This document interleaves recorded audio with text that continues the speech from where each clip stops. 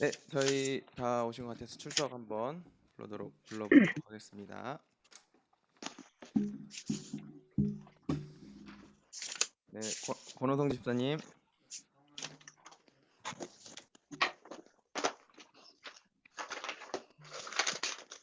김관현 집사님, 열왕기상 2장입니다.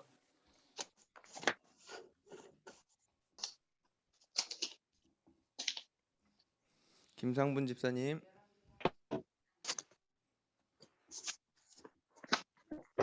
조금숙 권사님, 사무엘상 25장이요. 문용호 집사님, 열왕기하 2장까지 읽었습니다. 문인저 집사님, 열왕기상 21장이요. 박순천 권사님, 열왕기하 9장입니다. 박재란 권사님, 박현미 집사님, 열왕기상 4장입니다. 박현희 집사님, 서희덕 권사님, 역대상 11장입니다. 홍미애 권사님, 열왕기하 1장입니다. 송은아 권사님, 역대상 20장입니다. 양현숙 집사님,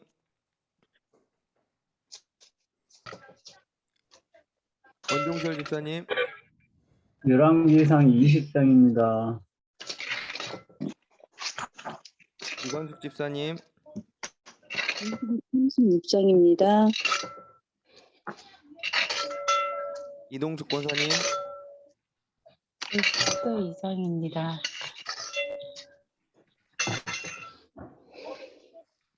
이상은 권사님, 신명기 끝까지 읽었습니다. 이순남 집사님, 읽었습니다. 이경화 권사님,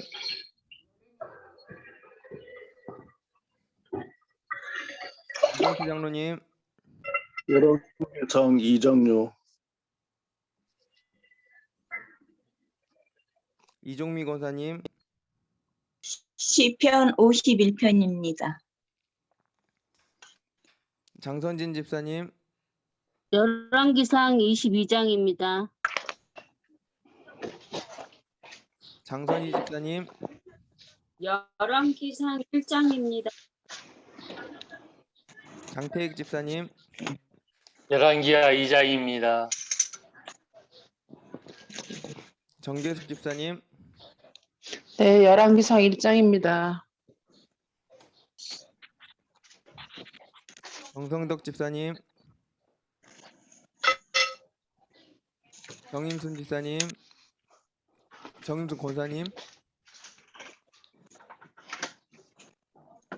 정지영 권사님, 시편 72편입니다.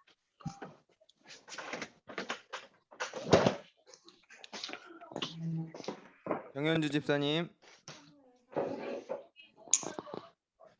조정혜 집사님, 열왕기하 9장입니다. 최미영 권사님, 최혜순 권사님, 황상현 집사님, 열왕기하 2장이요. 김현숙 권사님. 네, 저요? 네, 권사님 말씀해 주세요. 사무엘하 24장까지 읽었습니다. 네, 감사합니다. 안 듣네.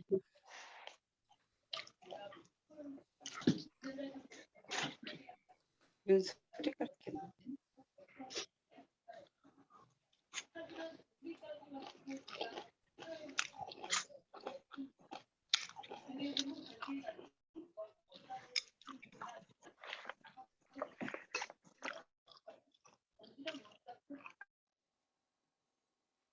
네.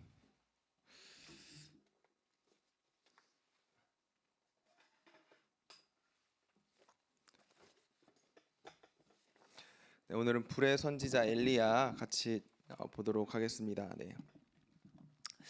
네, 우리 엘리야 다들 잘 많이 들어보셨을 거예요. 네. 엘리야는 이제 우리가 성경에 몇 나오지 않는 굉장한 기적을 일으켰던 그런 사람으로 성경에 등장을 합니다. 특별히 엘리야 사건을 하면 하늘에서 이제 불이 떨어지는 그 사건이 오늘 우리 가지고 있는 교재에도 등장을 하고, 그래서 그 이야기가 이 엘리야 사건의 중심이 되기 때문에 이 엘리야를 불의 선지자라고 우리가 흔히 부릅니다.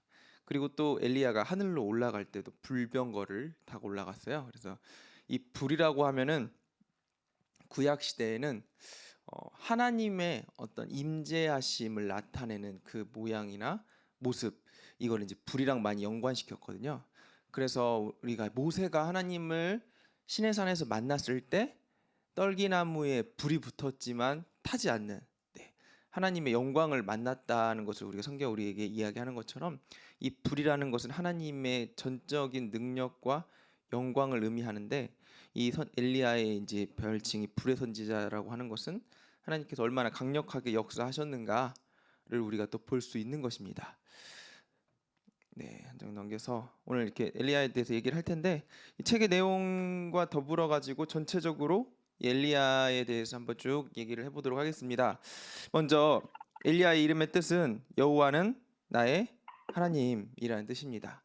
네, 이 여호와가 히브리어로 야훼라고 이제 부르는데, 요즘은 이제 예전에 여호와라고 많이 불렀는데 요즘은 야훼라고 많이 부릅니다. 같은 뜻이고요. 읽기에 따라 이제 달라지긴 하는데 여호와로 읽든지 야훼로 읽든지 같은 뜻이라고 보시면 됩니다. 그래서 이 야훼는 나의 하나님이다. 하나님은 나의 하나님이다. 이 이름 그대로 이 엘리야의 삶이 이걸 나타내고 있는 거죠. 그래서 엘리야가 전적으로 하나님의 영광을 드러내고 하나님의 능력을 드러내는 삶을 살았던 것처럼 그 이름도 나의 하나님은 하나님이시다라는 것을 이야기합니다. 그리고 이 엘리야의 소속은 어디냐? 북이스라엘입니다. 우리가 지난 시간 다윗 공부했죠. 다윗과 솔로몬 이후에 남유다와 북이스라엘 이렇게 두 왕국으로 갈라지게 되었습니다. 네, 갈라지게 된 원인은 무엇이냐? 솔로몬의 이방 여인들을 많이 데리고 와서 나라가 하나님이 이방 여인들로 인해서 이 나라가 이 수많은 우상들이 들어와 가지고 북이스라엘 남유다와 북이스라엘을 하나님께서 두 쪽으로 쪼개셨습니다. 그때 기회를 잡은 사람이 바로 여로보암이라는 이 당시 인기를 얻고 있었던 그 이스라엘의 대신이었는데, 하나님께서 이 여로보암에게 기회를 주세요.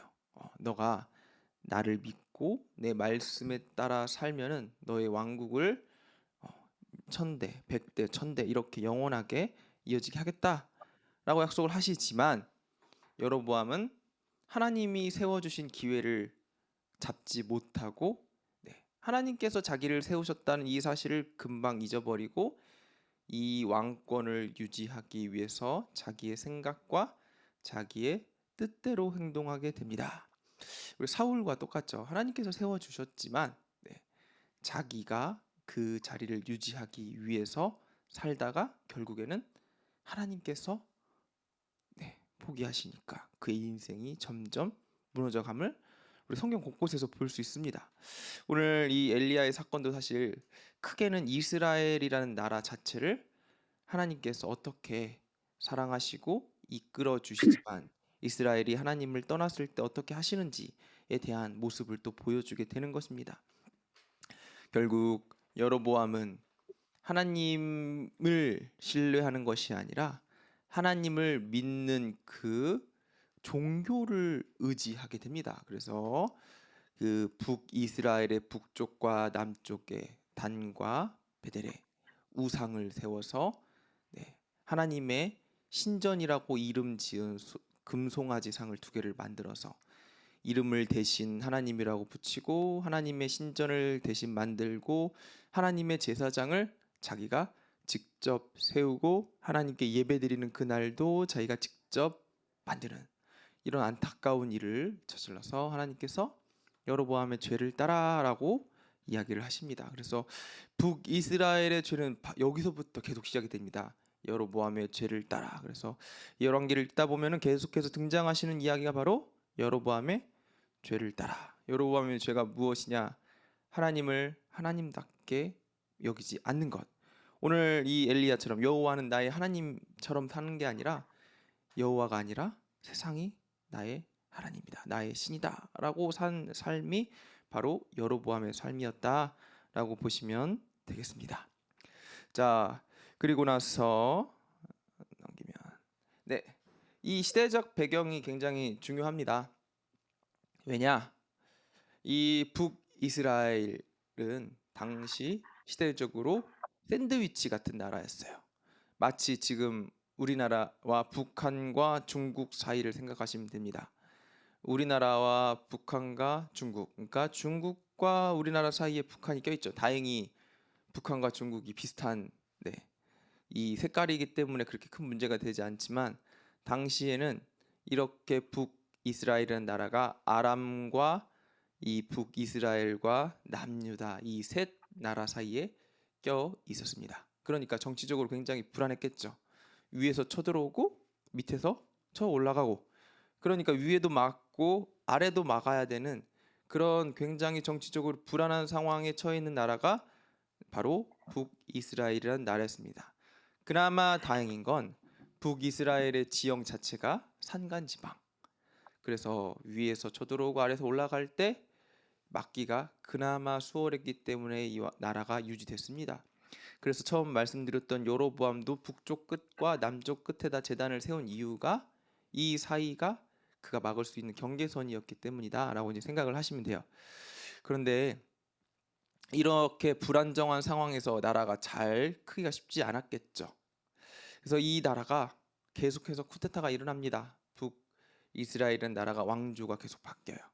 이 북이스라엘이랑 남유다의 큰 특징이 있다면, 남유다라는 나라는 계속해서 왕권 유지가 됩니다. 그러니까 다윗으로부터 시작해서 다윗의 아들 솔로몬이 왕이 되고, 솔로몬의 아들 르호보암이 왕이 되고, 르호보암의 아들, 이렇게 쭉쭉쭉쭉 그 자녀가 왕위를 이어갑니다. 하나님께서 이 가정의 족보를 이어가세요. 그래서 이게 쭉쭉쭉 이어져서 어디까지 가죠? 예수님까지 가는데, 북이스라엘은 그렇지 않습니다. 이 왕조가 어느 정도 세져서 괜찮다가 약해지면 그 밑에 신하가 반역을 해서 왕을 죽이고 또 자기가 왕이 됩니다. 이런 식으로 왕조가 계속 바뀌는데, 우리가 주목해야 할 왕조 중에 하나가 오므리 왕조라는 왕조가 있습니다.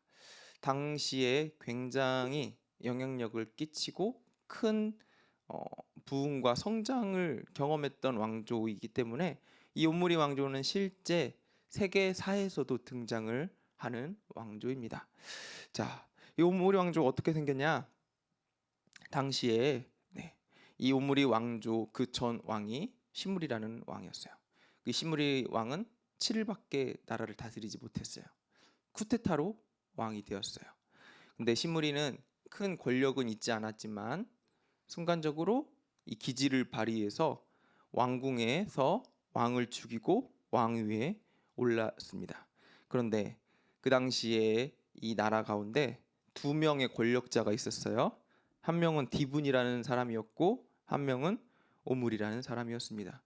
이 시므리가 왕을 죽이고 쿠데타를 일으켰다는 소식을 들은 오므리 군대 장관이 군대를 이끌고 디르사, 당시에 북이스라엘의 수도로 들어가서 시므리를 죽이고 반란을 막습니다. 그럼 왕이 없는 공백 상태이겠죠. 그 상태에서 당시 방금 말씀드렸던 디분이라는 사람과 오므리라는 사람이 이제 비어있는 왕좌를 놓고 싸웁니다. 이게 역사적으로 보면은 2년, 3년 좀 길게 이 시간이 지속되었다고 합니다.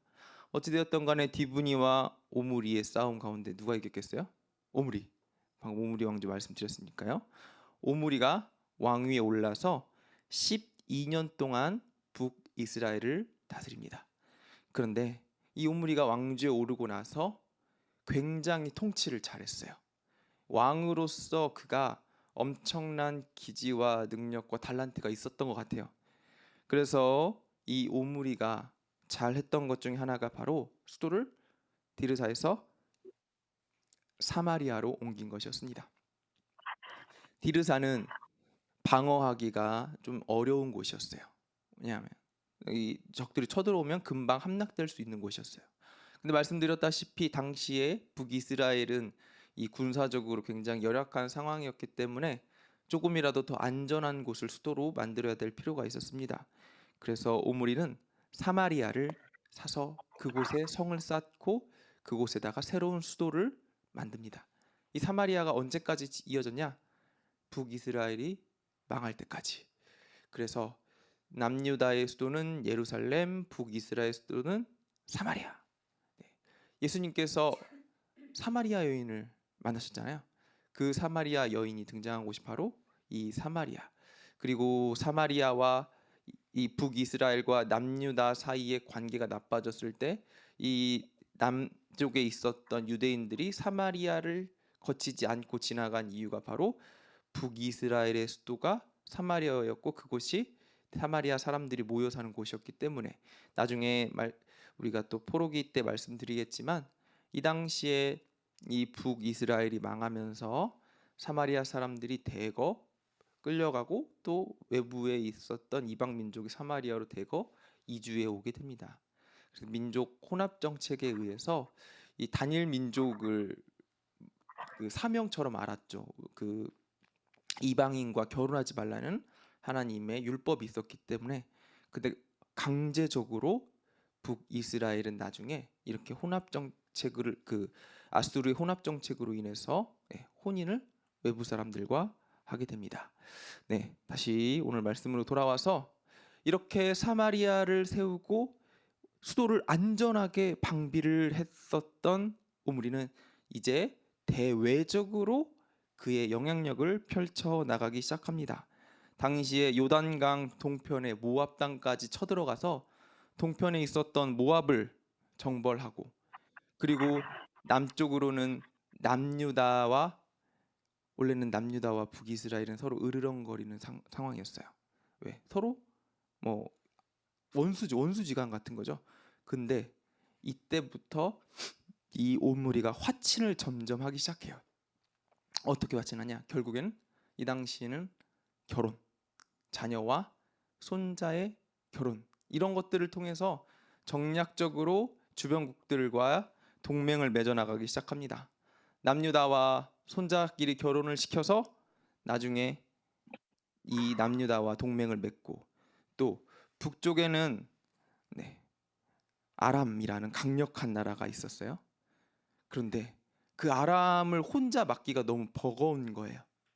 그래서 이 북이스라엘과 아람 사이에 해변에 끼어 있었던 페니키아라는 국가가 있었어요. 이 페니키아라는 국가에 두 나라가 속해 있었는데 두로와 시돈이었습니다. 네. 그런데 이곳에서 두로의 왕 엣발 당시에 이제 두로의 왕은 다른 사람이었는데 엣발이라는 사람이 이 왕을 죽이고 새로 왕위에 올랐어요. 우리가 이 엣발이라는 이름에서 알다시피 뭐랑 연관돼 있을까요? 엣발이 바알신. 이 엣발은 바알신의 추종자였습니다.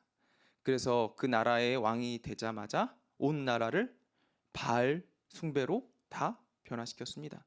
그래서 이렇게 바알을 추종하고 숭배했었던 엣발이 페니키아의 왕이 되자 이 오므리가 이 엣발과 서로 화친을 하자고 합니다. 우리가 힘을 합쳐가지고 위에 있는 이 아람을 견제하자. 우리가 함께 동맹을 맺으면 이 저 큰 나라랑 싸워도 적어도 우리 나라를 지킬 수 있을 거야. 그래서 우리가 함께 연합하자라고 해서 서로 화친을 맺은 게 바로 엣발의 딸 이세벨과 나의 아들 아합을 결혼시키자 해서 오므리의 아들 아합과 엣발의 딸 이세벨이 이때 결혼을 하게 됩니다. 이게 바로 오므리 왕조를 만들었던 오므리의 굉장한 정치적인 성과이죠. 북쪽이든 남쪽이든 안정적으로 두 나라를 견제하게 되었고 동쪽으로는 모압이라는 거대한 나라를 또 자기의 속국으로 만들었고 수도를 사마리아에 옮겨서 나라의 기반을 튼튼하게 다져갔습니다. 네. 정치적으로 안정이 되고 사회적으로 안정이 되니까 나라가 어떻게 되겠어요? 점점점 돈도 많아지고 부강해지기 시작했습니다. 여러분 돈이 많아지면 어떻게 되나요? 부패하죠. 네. 부익부 빈익빈의 시대. 잘 먹고 잘 사는 사람들은 너무 잘 먹고 잘 사고 못 먹고 못 사는 사람들은 더 가난해지는 시기가 점점 이 시기에 찾아옵니다. 이스라엘로는 첫 번째 이 북이스라엘로는 사실 역사적으로 보면 첫 번째 부흥기예요. 이때 굉장히 부강한 나라가 되었습니다. 반대로 영적으로는 점점 어두워져 갔습니다. 부강해졌지만 이들이 따르는 것은 무엇이냐? 돈. 잘 먹고 잘 살고 부자가 되는 것이 점점 이 북이스라엘 가운데 가장 중요한 원리 원칙이 됐어요. 그러니까 이들이 하나님이 아니라 자연스럽게 누굴 따르게 되었냐? 바알. 여러분, 바알은 풍요의 신입니다. 풍요의 신. 비를 내려주고 곡식을 풍성하게 맺고 자녀들을 많이 낳게 해주는 다산과 풍요의 신이 바로 바알 신입니다. 그래서 하나님이 아니라 우리에게 돈과 부귀를 주는 바알 신을 따르자. 이게 그 당시의 대체적인 분위기였다라고 보시면 됩니다. 이런 상황에서 오므리가 죽고 그의 아들 아합이 왕이 되었어요. 자, 아합과 그의 아내 이세벨. 이세벨은 바로 에바알의 딸. 그러니까 아합은 자기 와이프한테 잘 보이기 위해서 어떻게 했겠어요? 더욱더 바알 선지자들과 바알 신전을 나라 곳곳에다가 짓기 시작했습니다. 그렇다고 아합이 하나님을 버린 건 아니었습니다. 아합의 아들은 아하시아. 아하시아라는 이름은 하나님의 사람이라는 어떤 뜻이 그 이름 안에서 또 담겨 있어요. 그러니까 하나님을 연관되어 있는 이름이 바로 아하시아예요. 그리고 또 아합의 일생을 보면은 엘리야가 아합에게 가가지고 너 하나님께서 경고하셔, 너 빨리 엎드리고 회개라고 했을 때 아합이 또 바로 엎드리고 하나님 잘못했습니다, 회개합니다. 이 아합이 문제가 있었던 거는 하나님을 버렸던 게 아니라 뭘까요? 이것도 좋고 저것도 좋고. 나중에 엘리야가 갈멜산에서 이스라엘 백성들한테 이렇게 선포해요. 너희가 어느 때까지 뭐 하려느냐? 바알이 좋거든 바알을 따르고 하나님이 좋거든 하나님을 따르라. 이게 당시의 아합 시대 왕뿐만 아니라 모든 백성들의 분위기였어요. 이것도 좋고 저것도 좋고. 내가 지금 얘가 나한테 돈 주면 일로 가고 하나님이 나한테 복 주면 일로 가고. 지금 내가 좋은 걸 선택하겠다. 여러분 굉장히 이기적인 사고 아닌가요? 우리 모든 것들은 하나님이 우리의 주인 되시는데 내가 나에게 이득되는 거에 따라서 신을 선택해요. 그러면 그게 신인가요 아닌가요? 아니죠. 내가 신인 거예요. 바알이든 하나님이든 내가 나한테 이익이 되는 거를 취했어요. 이게 바로 이 당시의 전체적인 분위기였다. 그리고 아합의 왕의 성격이었다라고 보시면 되겠습니다. 자, 이런 상황이니 영적으로 사회가 얼마나 어두웠겠어요. 정말 하나님이 하나님답게 존경받고 존중받지 못하던 시대, 그 시대가 바로 이렇게 어려운 시대였다라고 보시면 됩니다. 이런 암흑 같은 시대, 이런 암흑 같은 시기에 누가 등장하냐? 바로 불의 선지자 엘리야. 세상이 어둡고 소망이 없어 보일 때 정말 빛과 같은 소망으로 이 땅 가운데서 사역한 사람이 바로 엘리야였다. 하나님의 역사하심이 참 이래요. 어두울수록 소망이 없어 보일수록 하나님께서 정말 강력하신 분을 보내시죠. 우리가 이 엘리야를 닮은 사람이 누구였냐? 바로 세례 요한이었죠. 400년 동안 암흑기 시대, 하나님의 말씀이 없었던 침묵 시대를 열어서 예수님을 맞이한 사람이 바로 세례 요한이었듯이 이 엘리야도 이 어두웠던 시대를 다시 열게 됩니다. 이 시대에 엘리야가 그렇게 등장을 합니다. 엘리야가 언제 어디서 태어났는지 정확하게 등장하지는 않습니다. 그러나 이 엘리야의 출신 정도는 나와요. 길르앗의 디셉 출신이다 라고 이 정도만 나옵니다.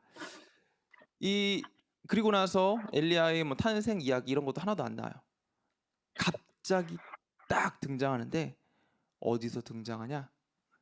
엘리야가 가뭄을 예언합니다.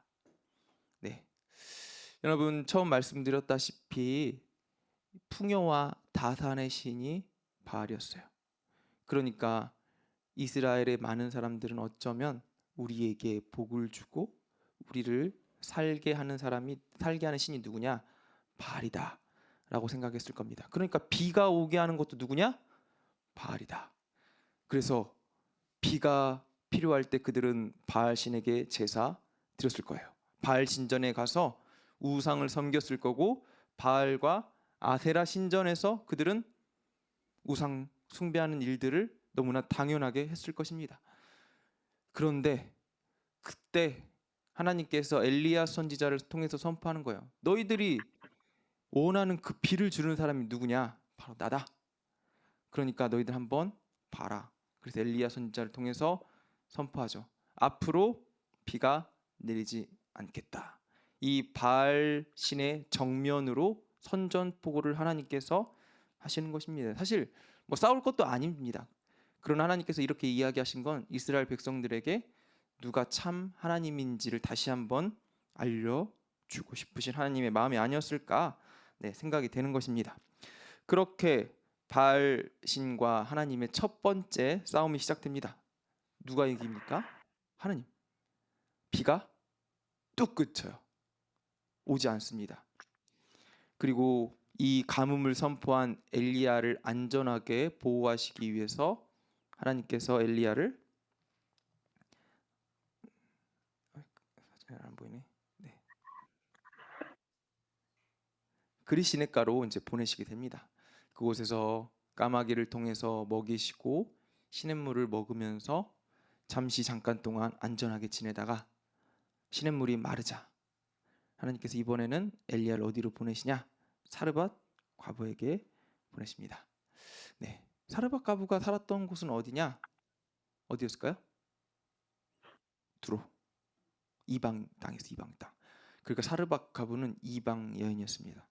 굉장히 아이러니하죠. 수많은 이스라엘 사람들이 있는데 이렇게 불순종하고 바알을 따르는 이스라엘 사람들이 아니라 하나님께서 이 엘리야를 이방 땅에 있는 이방 여인 사르밧 과부에게로 보내시죠. 하나님께서 보여주세요. 사르밧 과부의 순종. 이곳에 가서 무엇을 어떻게 보이시냐? 맨 처음에 굉장한 기적이 나옵니다. 네, 가뭄이 들고 이제 많은 사람들이 먹을 게 없어서 죽어가요. 이 사르밧 과부도 마찬가지였습니다. 이제 자기 사랑하는 아들과 함께 마지막 남은 곡식 가루를 빡빡 긁어서 그거 먹고 굶어 죽겠다라고 지금 생각하고 있었어요. 그런데 엘리야 선지자가 마침 이 과부에게로 옵니다. 이 엘리야 선지자가 사르밧 과부한테 굉장한 도전을 던져요. 이제 먹고 죽을 그거를 자기한테 가져오라고 합니다. 사실 말도 안 돼. 그동안 얼마나 굶었겠어요. 참고 견디고 모아서 너무나 귀하게 마지막에 자기 아들과 최후의 만찬을 먹기 위해서 준비해 놓은 가장 소중한 그 양식을 지금 자기한테 가져오래요. 여러분, 이런 상황에 처했을 때 한번 어떻게 하시겠습니까? 사르밧 과부와 같은, 사실 우리 이성적으로는 말도 안 되는 얘기예요.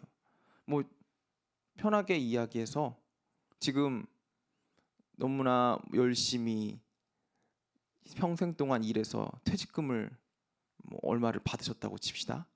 그런데 하나님이 갑자기 그 퇴직금을 가지고 교회로 나와서 헌금하래요. 뭐 그러라는 말씀은 아니에요. 예를 들면 그런 상황이었다는 겁니다. 그런데 이 상황은 사실 누가 생각해도 말도 안 되죠. 이게 지금 내 노후의 나의 인생을 책임질 돈이고 이거 없으면 내가 지금 당장 내일부터 어떻게 살아야 될지 모르는 막막한 상황인데 하나님께서 그걸 갖다 바치라. 하나님 너무 말도 안 되지 않습니까? 하나님 원망할 만합니다. 근데 오늘 사르밧 과부는 그 말에 순종해서 자기의 가진 것을 이 엘리야를 먹입니다. 그리고 나서 어떤 것을 경험하냐? 네, 하나님께서 이 과부의 집을 먹이시고 보호하시는 것을 경험하게 됩니다.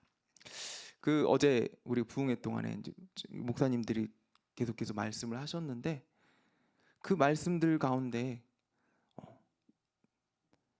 그 마지막 날 우리 목사님이 이런 얘기 하셨잖아요. 바닥까지 가지 않으면 하나님 보이지 않는다고. 네. 내가 하나님을 의지할 만한 건덕지가 없으면 우리를 의지하지 않는 사람들이라고. 네. 오늘 이 사르밧 과부처럼 우리의 신앙도 마찬가지입니다. 내가 붙잡을 거 있고 내가 의지할 거 있으면 사실 그거 하나님 말고 그걸 먼저 의지하고 그거 먼저 붙잡는 게 우리의 인간적인 본성이에요. 하나님께서 근데 이 사르밧 과부를 통해서 그걸 분명하게 보여주고 계십니다. 네. 하나님을 붙잡는 사람이 살게 됩니다. 오늘 예루살렘에 있었던 혹은 북이스라엘에 있었던 이스라엘 사람들조차도 하나님을 붙잡지 못하고 살아가는데 이방 여인이었던 사르밧 과부가 하나님을 붙들므로 인해서 어떤 은혜를 입었는지 분명하게 지금 보여주고 계시는 것이죠. 그리고 또 놀랍게도 그 과부의 아들이 죽었어요. 그런데 엘리야가 그 아들조차도 살려주십니다. 엘리야가 살린 건 아니죠. 하나님께서 엘리야를 통해 살려주신 거죠. 이 인생에 생명을 붙드시는 분이 하나님이시고 우리의 먹고 사는 문제를 책임지시는 분이 하나님이시고 또한 비와 풍요를 주시는 분도 하나님이시다. 이 모든 사실들을 오늘 이 가문부터 시작해서 사르밧 과부의 이 먹는 것 그리고 또한 그의 자녀를 살리는 것까지 이 모든 일들을 통해 하나님께서 내가 하나님이다 라고 이스라엘 백성과 이 엘리야의 이야기를 읽는 모든 사람들에게 분명하게 이야기해주고 계시는 것입니다. 이런 일련의 사건들이 끝나고 나서 갑자기 성경이 3년이 후루룩 지나가요. 네. 3년 만에 갑자기 하나님께서 엘리야에게 나타나서 됐다. 이제 너는 가서 가뭄이 끝났음을 아합 왕에게 선포해라. 엘리야는 드디어 이제 아합 왕 앞에 달려서 나가죠. 근데 가다가 오바댜라는 국내 이 신하를 만납니다. 이 신하는 지금 어떤 상황이냐? 이 궁 안에 있었던 하나님의 선지자를 몰래 먹였던 하나님의 사람이었어요. 그런데 이제 자기가 위험에 처합니다. 그래서 엘리야 선지자를 만나서 이야기해요. 빨리 와서 나를 도와주지 않으면 내 생명이 위급할 거다. 엘리야가 걱정하지 말라고 하고 아합 왕에게 바로 달려가서 이야기하죠.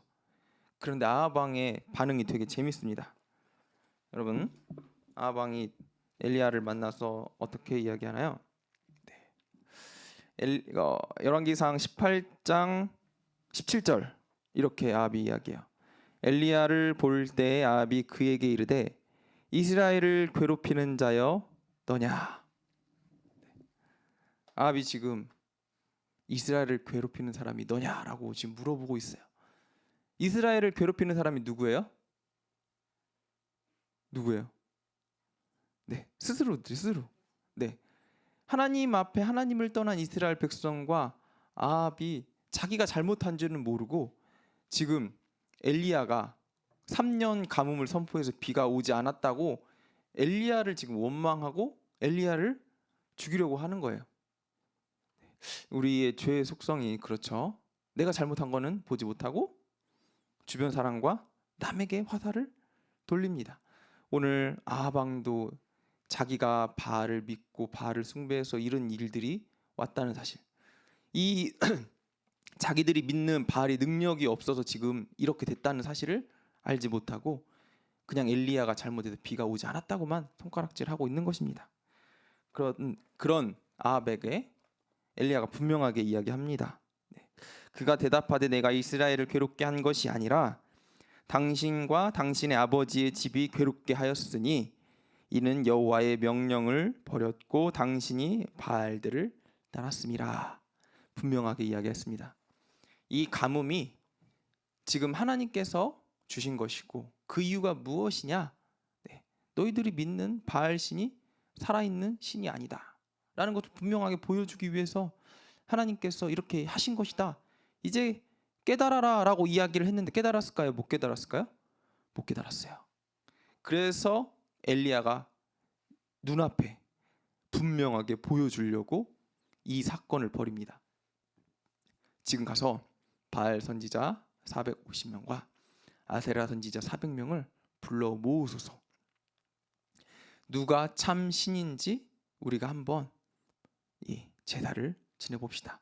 누가 진짜 비를 내려줄 수 있는, 이 땅에 풍요와 다산을 줄 수 있는 참 하나님이신지 우리가 모든 백성이 보는 앞에서 증명해 봅시다 라고 엘리야가 선포를 하는 것이죠.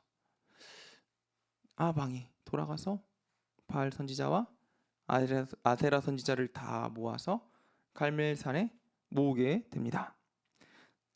자, 여기서 이제 우리 교재에 나오는 놀라운 일들이 일어나죠.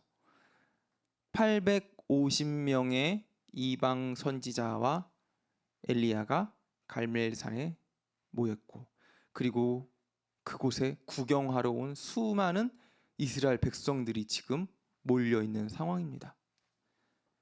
네, 수많은 사람들이 누가 진짜 신인지, 어떤 기적이 일어나는지 보기 위해서 다 몰려들었어요. 엘리야 선지자가 선포합니다. 네. 이스라엘 백성들아, 아까 말씀드린 것처럼 누가 참 너희들이 어느 때까지 머뭇머뭇하려느냐? 지금 이 상황과 지금 이 비를 내려주시는 분이 하나님이신지 너희들이 알지 못하느냐? 봐라, 정말 하나님이 누구신지 오늘 너희들이 경험하게 될 거다. 이거 보고 너희들이 믿어라 라고 선포를 합니다. 그리고 나서 먼저 바알과 아세라 선지자에게 기회를 주죠. 자, 한번 너희들이 먼저 해봐라.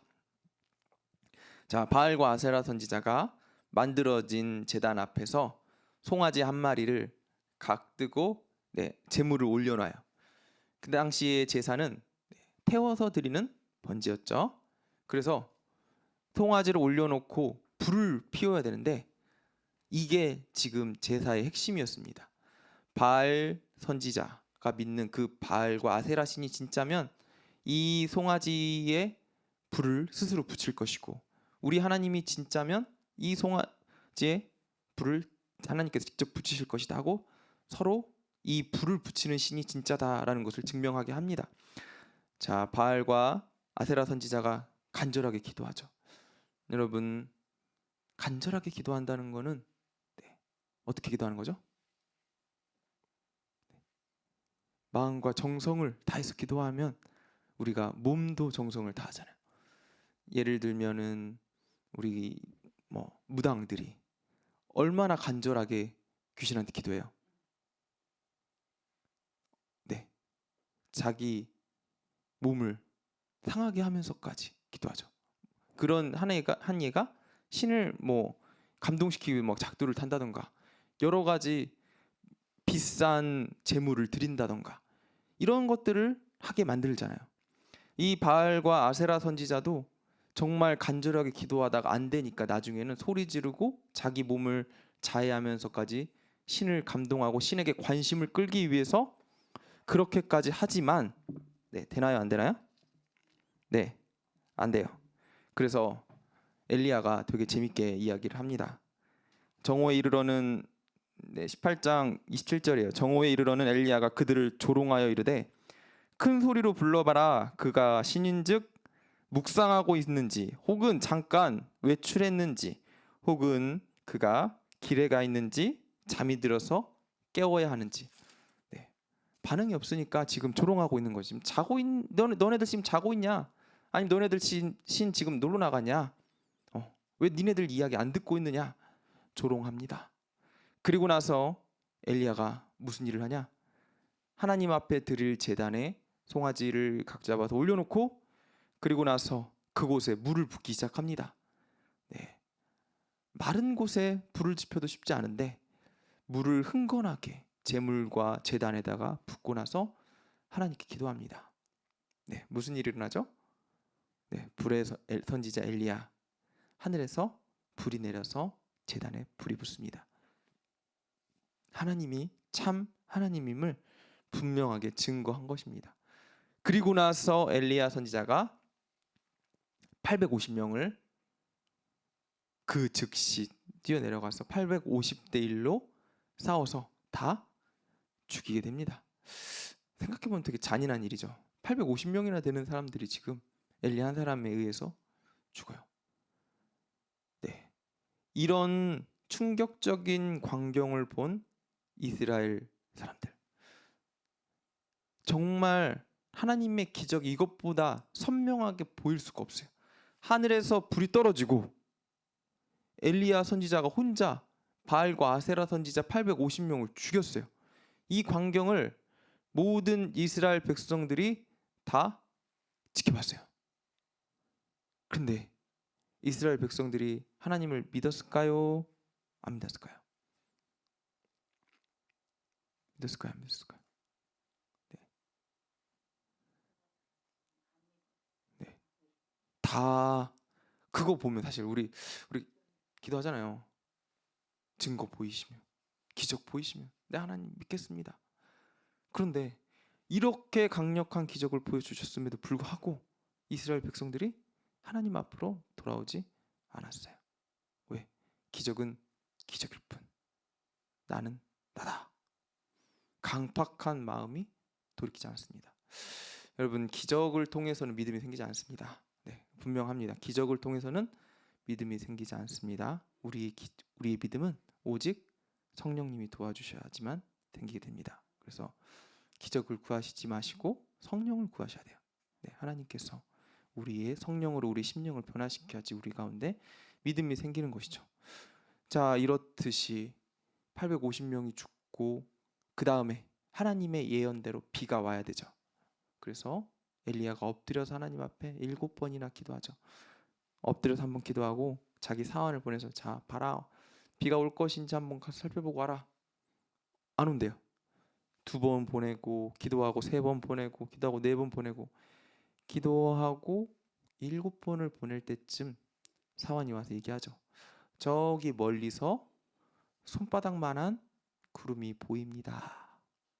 네. 자, 여러분, 기도해야 될 때가 있고 행동해야 될 때가 있어요. 우리가 항상 무슨 일이 있으면 우리 기도하겠습니다 라고 이야기를 하잖아요. 그런데 맞는 말이지만 또 틀리기도 합니다. 우리가 행동해야 될 때가 있고 기도해야 될 때가 있다. 언제 기도하고 언제 행동해야 될 때냐? 보이지 않으면 기도하고 손바닥만한 구름이 보이면 그때는 행동해야 될 때요. 왜냐? 우리가 분명히 하나님께서 상황을 열어주시고 믿음대로 가라고 이야기하시고 증거를 보여주시는데 행동하지 않고 그냥 기도만 하고 있는 때가 있어요. 그러면 기적이 일어나나요? 안 일어납니다. 하나님께서 일하시는데도 불구하고 경험하지 못해요.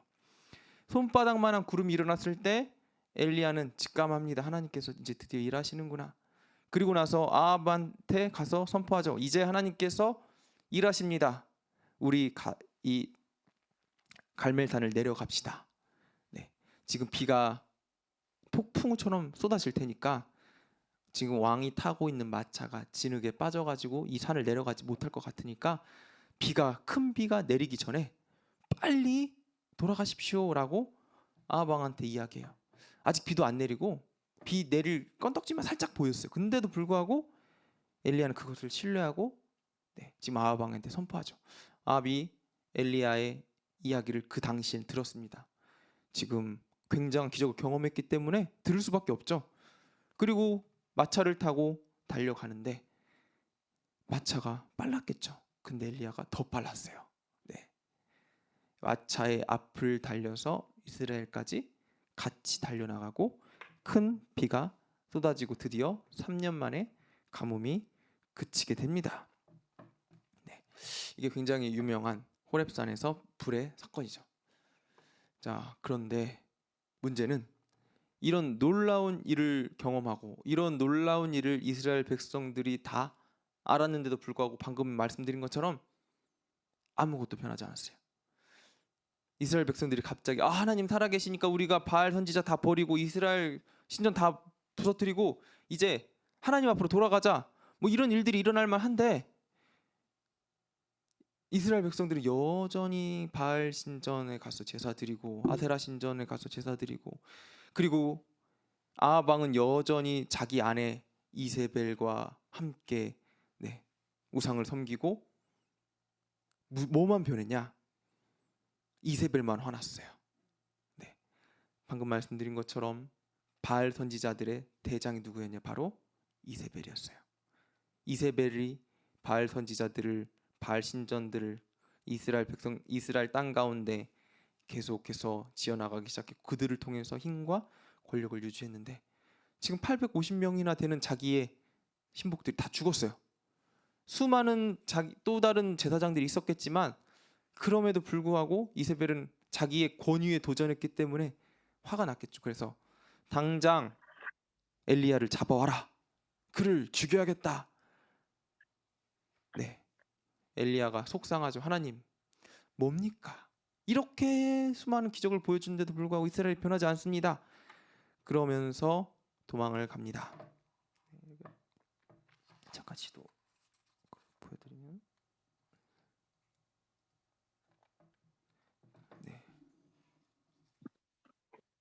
여기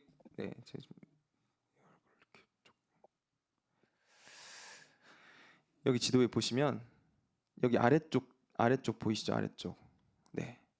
이스라엘의 지형을 보면은 여기 밑에 부엘세바까지가 사람이 살만한 지형이었고 그 밑은 다 사막이었어요. 그러니까 그 밑으로는 사람이 살아요, 안 살아요? 안 살아요. 그래서 이곳에 자기 사원을 내버려 두고 지금 엘리야는 사막까지 도망가요. 이 이세벨의 군사가 자기를 쫓아오지 못할 그 땅까지 지금 도망가게 되는 겁니다. 그리고 나서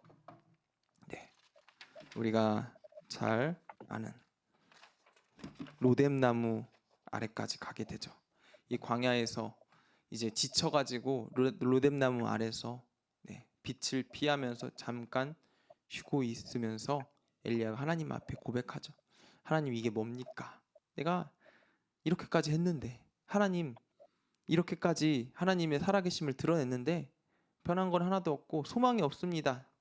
차라리 이제 이거 그만하고 주님 빨리 보는 게 낫겠습니다 라고 하나님 앞에 토로합니다. 하나님께서 이런 엘리야를 진정시키시죠. 진정해라. 그리고 위로하십니다. 그리고 나서 이곳에서 위로함을 받아서 하나님께서 엘리야를 시내산까지 40일 40주야를 인도하시죠. 그래서 시내산에 가서 40일 동안 새 힘을 얻은 엘리야는 시내산에서 하나님께 새로운 사명을 받습니다. 이제 너가 할 일은 이것이다 라고 해서 아람 왕의 새로운 후계자를 지목하고 이스라엘 왕의 새로운 후계자를 지목하고 그리고 엘리야의 새로운 후계자를 지목하고 이렇게 다음 세대를 준비시키는 일을 시키십니다. 엘리야는 이제 이 다음 사명을 붙들고 가서 다음 사람들에게 기름을 붓고 마지막 사명들을 완수하고 자기의 후계자 엘리사에게 자기의 모든 사명과 역할을 전수한 후에 처음 말씀드린 것처럼 불병거와 불말을 타고 하늘로 쑥. 성경에 죽지 않고 이렇게 하늘로 올라간 사람 몇 명 없죠. 에녹과 엘리야, 이 정도밖에 없습니다. 이렇게 굉장한 사람이 바로 엘리야였다라고 이제 보시면 되겠습니다. 자, 이제 책의 문제를 한번 살펴보도록 할까요? 자, 1번. 엘리야는 어떤 사람입니까? 엘리야의 이름의 뜻은 처음 말씀드린 것처럼 여호와는 나의 하나님이시다. 이름과 같이 그런 삶을 살았습니다. 여호와 나의 하나님. 그리고 엘리야가 태어났을 때는 북이스라엘 아합 왕 때, 시대적으로는 굉장히 부유하고 좋았지만 영적으로는 굉장히 어두웠던 시대였다. 그리고 엘리야의 죽음은 에녹처럼 죽지 않고 엘리야는 하늘로 승천했다. 뭐 이 정도 기억하시면 되겠습니다. 두 번째, 엘리야가 아합 왕을 만나게 된 배경은 무엇입니까? 엘리야가 아합 왕에게 무슨 제안을 하였습니까? 네, 열왕기상 18장 16절에서 19절에 보면은 엘리야가 아합 왕을 이렇게 아까 말씀드린 것처럼 이렇게 오바댜가 가서 아합을 만나 그에게 말하되 아합이 엘리야를 만나러 갔다가 엘리야를 볼 때에 아합이 그에게 이르되 이스라엘을 괴롭게 하는 자여 너냐? 그가 대답하되 내가 이스라엘을 괴롭게 한 것이 아니라 당신과 당신의 아버지의 집이 괴롭게 하였으니 이는 여호와의 명령을 버렸고 당신이 바알들을 따랐음이라. 그런즉 사람을 보내 온 이스라엘과 이세벨의 상에서 먹는 바알의 선지자 450명과 아세라의 선지자 400명을 갈멜산으로 모아 내게로 나아오게 하소서. 네. 어떤 배경인지 다 이해되셨죠? 네. 3년 만에 가뭄이 그치겠다는 것을 하나님께서 이 엘리야에게 아합에게 가서 말하라고 했고, 그래서 이 아합 왕 앞에 가가지고 지금 가뭄이 그칠 것을 예언하면서 하나님의 살아계심을 눈으로 보여주겠다라고 지금 제안하는 장면입니다. 네, 3번. 갈멜산에서 누구와 무슨 대결을 벌이게 되었습니까? 참 신을 가리는 방법은 무엇입니까? 누구와 대결을 벌였나요? 바알의 선지자 450명과 아세라 선지자 400명. 누가 이 제단에 불을 붙일 것인가? 서로의 제단에. 누가 참 하나님이신가? 네. 참 신을 가리는 방법은 스스로 그 제단에 불을 붙이는 신이 진짜 신이다 라고 한 것이죠. 자, 4번. 바알 선지자들이 어떻게 하였습니까? 그 결과가 어떻습니까? 네, 아침부터 낮까지 열광적으로 바알을 향해 울부짖었지만, 그리고 자기의 몸에 상처를 내고 피를 보였지만 아무런 변화가 일어나지 않았어요. 왜? 그들의 신은 가짜니까. 네, 5번. 엘리야가 혼자 어떻게 하였습니까? 그 결과 무슨 일이 일어났습니까? 네, 엘리야는 제단 주변에 도랑을 파고 물을 부었습니다. 그리고 하나님께 기도드렸을 때 하나님께서 응답하셨죠. 하늘에서 불이 내려서 제단을 태우고, 그리고 엘리야는 바알과 아세라 선지자를 기손 시내로 끌고 가서 모두 다 죽였습니다. 하나님의 말씀대로 이런 일이 일어나게 되었습니다. 네, 여러분, 오늘 불의 선지자 엘리야, 시대가 악할수록 하나님의 영광이 빛이 납니다. 우리가 힘들수록 하나님의 은혜가 커집니다. 네. 우리 가운데 더 하나님의 영광을 보기 위해서는 우리가 더 거룩해져야 돼요. 거룩해지기 위해서는 내 힘과 내 뜻. 우리가 이 엘리야 선지자가 활동했던 그 시기가 방금 말씀드린 것처럼 시대적으로 굉장히 부한 시기였어요. 여러분, 이 시대의 주인이 누구입니까? 라고 이야기하면 세상 사람들은 이렇게 이야기할 거예요. 돈이다. 네. 바알과 아세라 신이죠. 요즘으로 따지면 돈. 그런데 세상을 움직이는 것은 누구십니까? 전능하신 하나님이시죠. 우리 이 사실을 잘 알아야 돼요. 우리는 살다 보면 어느새 우리가 사실 의지하는 거는 우리 눈앞에 보이는 돈이잖아요. 네.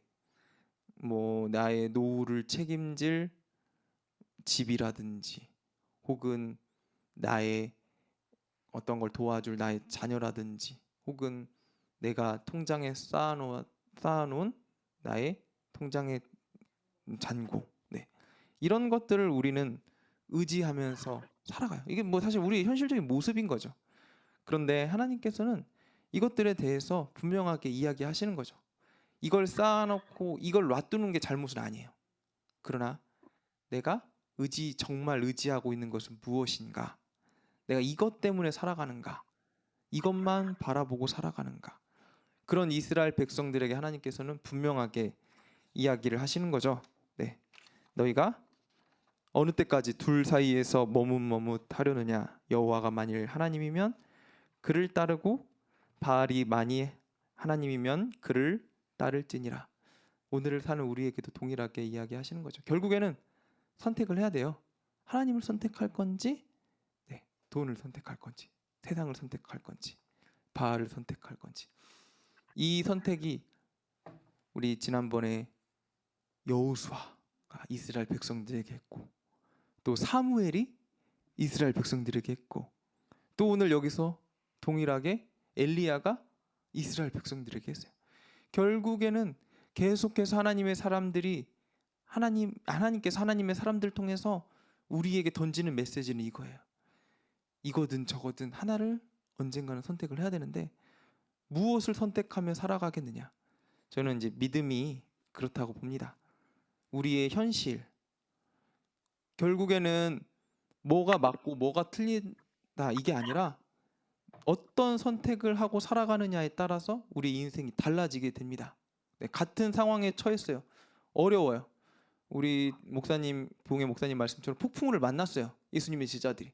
어떤 사람들은 폭풍우 만났을 때 폭풍우 무섭다, 우리 다 죽겠구나 하면서 두려워서 떨면서 그 폭풍우를 지나가는 사람이 있고, 어떤 사람들은 폭풍우 너 잠깐 있어봐, 나 오늘 폭풍우 만났어도 나 오늘 예수님과 함께 할 거야, 예수님 만날 거야 하면서 예수님과 함께 평안하게 그 폭풍우를 이겨내고 지나가는 사람이 있다는 거예요. 둘 다 폭풍우를 만났지만 반응은 전혀 달라집니다. 하나님의 사람들이 이렇습니다. 여러분, 무엇을 선택하고 어떻게 살아갈지는 우리의 반응이죠. 그래서 바라기는 오늘 이 엘리야를 통해서 우리도 같은 상황을 만났을 때 하나님을 선택해서 하나님과 함께 동행하는 저희가 되기를 간절히 소망하겠습니다. 네, 이제 함께 기도할 때 하나님, 오늘 엘리야 선지자를 통해서 하나님의 말씀대로 사는 것이 무엇인가 다시 한번 생각해 보게 되었습니다. 엘리야의 이름과 같이 여호와는 나의 하나님, 이 고백을 우리가 날마다 드리면서 사는 삶이 될 수 있도록 도와주시옵소서. 우리가 이렇게 함께 기도하고 제가 기도하고 마치겠습니다. 기도하겠습니다. 하나님, 오늘 이 새벽에 함께 엘리야 선지자의 모습을 통해서 아버지 정말 놀라운 많은 것들을 경험케 하심을 감사드립니다. 주님, 정말 어두웠던 시대 가운데 혹은 아버지 부유했던 그 시대 가운데 아버지 우리가 정말 중요한 것이 무엇인지 기억하며 살아갈 수 있도록 도와주시옵소서. 내가 아무리 부유하게 살아도, 내가 아무리 잘 살아도 하나님 없이 사는 삶이 얼마나 허무한 삶인지, 하나님 없이 사는 삶이 얼마나 헛된 것인지 우리가 다시 한번 깨닫게 하시고, 아버지 우리가 어느 때까지 이것들 가운데서 머뭇머뭇하는 삶이 아니라 분명하게 선택하고 아버지 하나님 믿음으로 살아가는 사람들이 될 수 있도록 주여 도와주시옵소서. 아버지 모든 상황들이, 아버지 우리의 모든 것들이 온전히 다 주님께 있습니다. 아버지 우리가 현실 위에서 아버지 주님을 믿으며 하나님의 역사하심을 오늘 나의 삶 가운데 기대하며 살아가게 하여 주시옵소서. 아버지 오늘 나의 삶 가운데 아픔과 어려움과 힘듦, 병, 많은 문제들이 있습니다. 많은 폭풍우들을 만납니다. 아버지 우리가 그때마다 아버지 정말 두려워하며 떨며 아버지 고난 가운데 주님을 원망하는 삶이 아니라 아버지 정말 믿음으로 주님과 동행하며 어려움이 닥칠 때마다 하나님과 더욱더 가까워지는 인생들이 될 수 있도록 주여 함께 하시고 역사하여 주시옵소서. 주님 한 주간 부흥을 통해서 우리 가운데 많은 은혜를 허락하여 주셨습니다. 아버지 그 말씀들이 우리 삶 가운데 아버지 열매 맺는 삶 될 수 있도록 도와주시고, 아버지 오늘 또 배우고 계속해서 배워나가는 아버지 인물들을 통해서 아버지 우리 삶 가운데 아버지 하나님의 역사하심을 경험하며 아버지 살아가는 인생 될 수 있도록 주여 도와주시고 역사하여 주시옵소서. 하루 되게 하여 주시옵소서. 하나님 오늘 또 우리가 엘리야를 통해서 아버지 주님의 살아계심과 역사하심을 다시 한번 경험케 하심을 감사드립니다. 우리 삶 가운데 이 엘리야와 같은 아버지 정말 기적의 놀라운 일들은 일어나지 않을지라도 아버지 우리가 믿음으로 살아가게 도와주시고 아버지 정말 그 믿음 가운데 우리의 아버지 하나님을 향한 그 사랑도 더욱 커지고 아버지 그 관계가 더욱 더 깊어지는 인생들이 될 수 있도록 도와주시옵소서. 아버지 부흥회를 통해서 우리에게 주신 그 은혜가 아버지 우리 안에서 열매 맺게 도와주시고 말씀의 능력이 살아있는 아버지 우리 인생들이 될 수 있도록 함께하여 주시옵소서. 한 주간도 주님께서 도와주실 줄 믿사오며 예수님의 이름으로 기도합니다. 아멘. 네, 감사합니다. 감사합니다. 감사합니다. 네, 수고하셨습니다. 고맙습니다.